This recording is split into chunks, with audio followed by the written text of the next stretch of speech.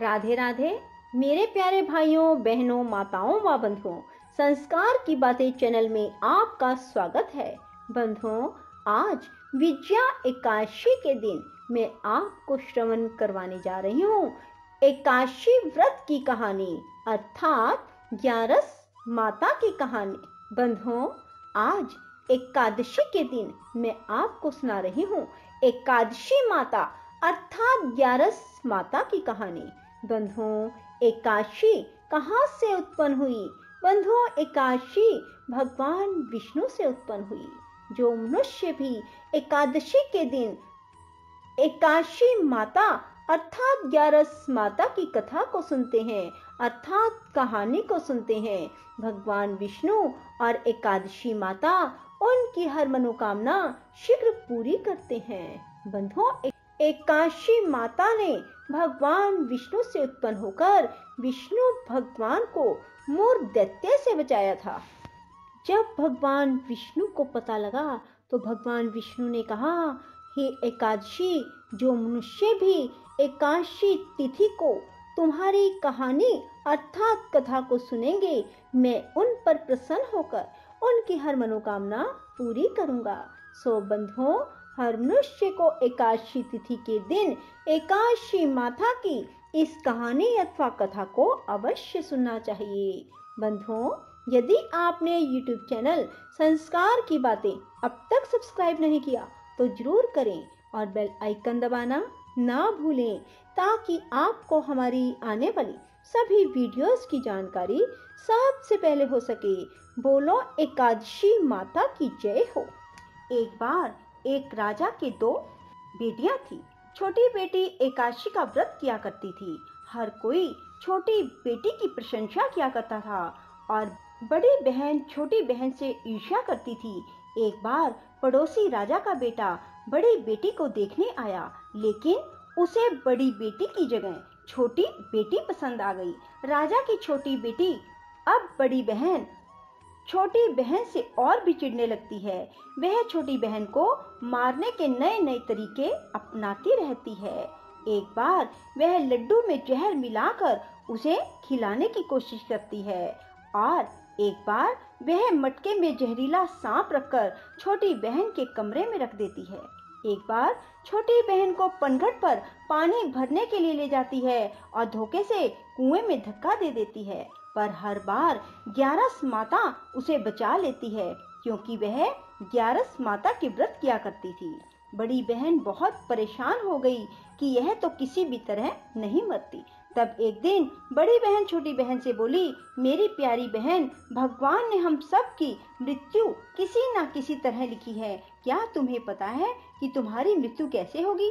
बड़ी बहन बहुत सीधी थी, छोटी बहन बहुत सीधी थी। वह बोली, मेरी मृत्यु मेरे पालतू तोते व तोते के गले में जो हार है उसमें अटकी हुई है। यदि कोई मेरे तोते को मारकर उस हार को लेकर पहन ले तो मैं मूर्छित हो जाऊंगी और फिर उस हार को उतार कर कहीं रख दे तो मैं जीवित हो जाऊंगी। उस रात छोटी बहन अपने पिता के पास गई और बोली, पिताजी, मुझे शक है, यदि मैं मर जाऊं तो आप मुझे जलाना नहीं, आप मुझे हमारे पुराने महल के कुएं के पास झोपड़ी बनाकर खाट पर सुला देना। राजा बोले, बेटी, तुम ऐसा क्यों बोल रही हो? 2-3 दिन बाद तो तुम्हारी शादी है। तब छोटी बेटी बोली, पिताजी, समय का कोई भरोसा नहीं।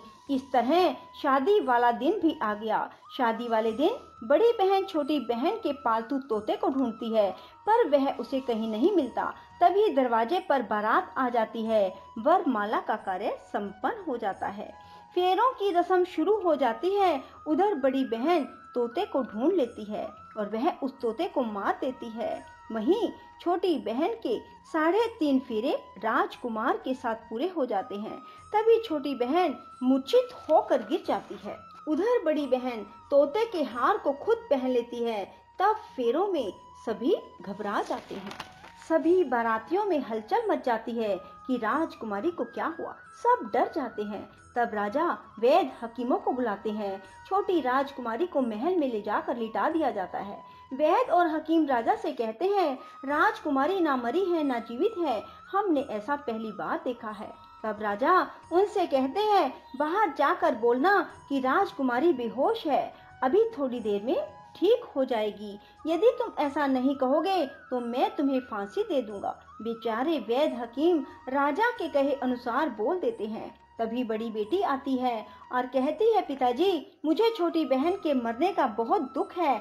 उससे ज्यादा दुख मुझे आपकी इज्जत का है, जो कि खराब हो जाएगी। आप ऐसा करो कि मेरी शादी राजकुमार के साथ कर दो, तब सब ठीक हो जाएगा, आपकी इज्जत भी रह जाएगी। तब राजा को यही ठीक लगा और राजा ने छोटी बेटी के कपड़े पहनाकर बड़ी राजकुमारी को फेरों में बिठा दिया। पर राजकुमार ने मना कर दिया, कहा कि यह मेरी पत्नी नहीं है। मेरी पत्नी जब बोलती है तो उसके मुंह से फूल झड़ते हैं। लेकिन सबने समझा बुझाकर उससे 3.5 फेरे लगवा दिए।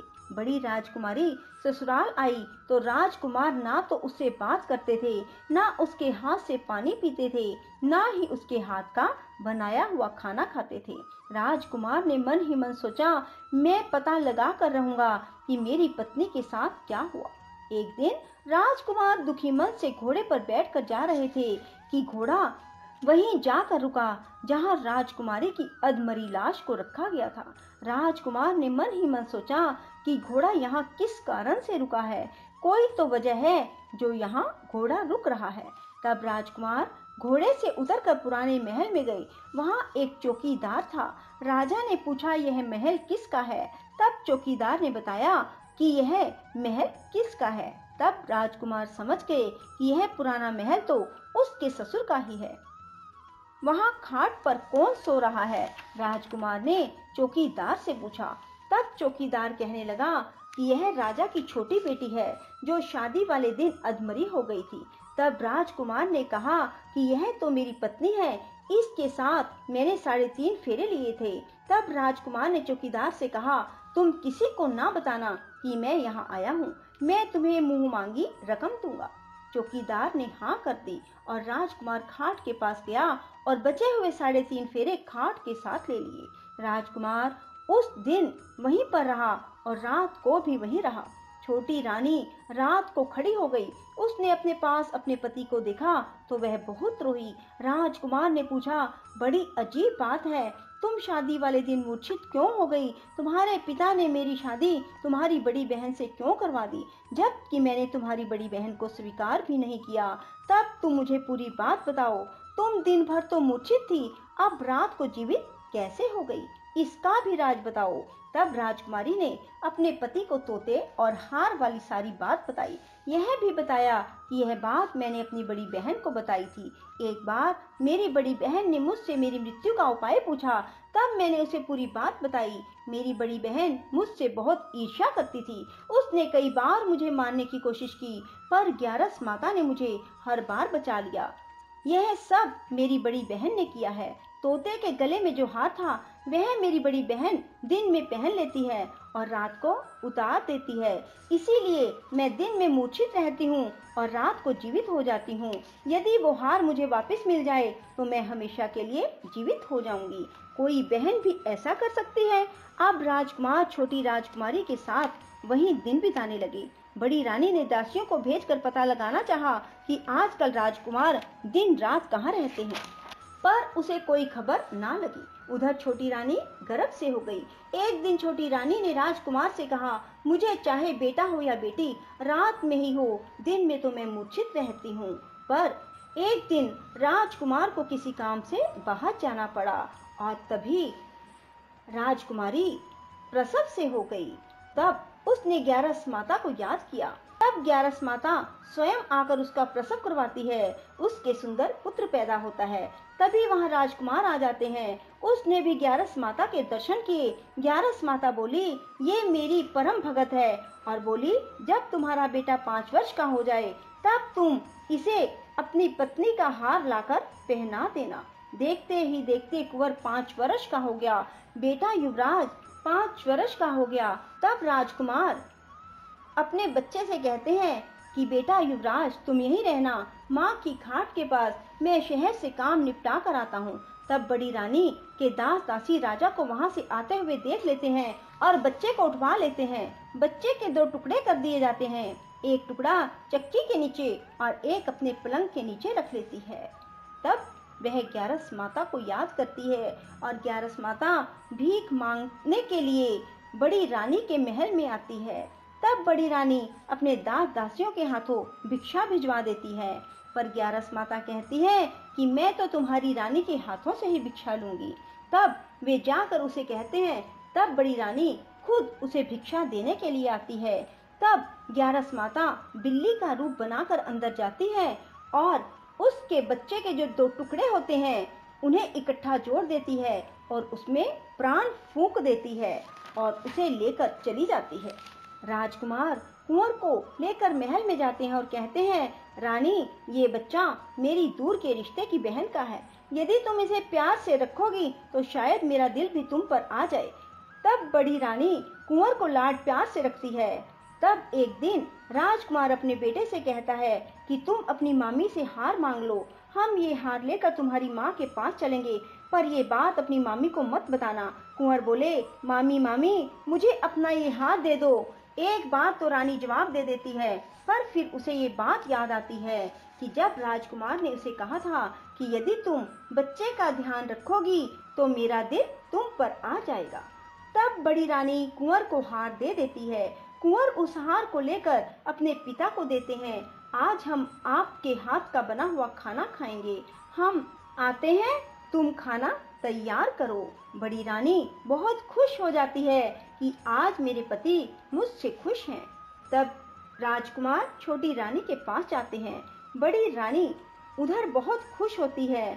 तब राजकुमार छोटी रानी को वो हार पहना देते हैं और छोटी रानी जीवित हो जाती है और महल में छोटी रानी और बच्चे को लेकर आते हैं और बड़ी रानी को अपने ससुर के यहाँ छोड़ने के लिए चले जाते हैं और उन्हें सारी बात बताते हैं। उसके ससुर भी इस बात में शर्मिंदगी महसूस करते हैं और कहते हैं, ये मेरी परवरिश में ही कुछ न कुछ कमी रही होगी। और ग्यारस माता की कृपा से छोटी रानी के भाग जाग जाते हैं। हे ग्यारस माता, जैसे आप छोटी बेटी पर प्रसन्न हुई वैसे सब पर होना। कहते सुनते हुंकारा भरते सब पर अपनी कृपा बरसाए रखना। बोलो ग्यारस माता की जय। राधे राधे, जय श्री कृष्णा। बंधुओं, यदि आपको हमारी वीडियो पसंद आए तो इसे लाइक करें और शेयर भी जरूर करें। साथ ही हमारे चैनल को सब्सक्राइब करना ना भूलें।